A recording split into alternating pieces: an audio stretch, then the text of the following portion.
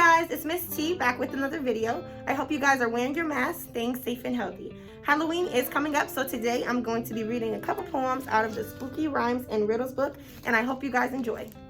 This book is called Spooky Rhymes and Riddles by Lilian Moore, pictures by IB Ohlsson. When a monster scolds her children. When a monster scolds her children, does she say, "I'm not very pleased with you. You weren't mean today." Monster Daddy will be sad when he hears you weren't being bad. Teeny tiny ghost. A teeny tiny ghost, no bigger than a mouse at most, lived in a great big house. It's hard to haunt a great big house when you're a teeny tiny ghost, no bigger than a mouse at most. He did what he could do, so every dark and stormy night, the kind that shakes a house with fright, if you stood still and listened right, you'd hear a teeny tiny boo.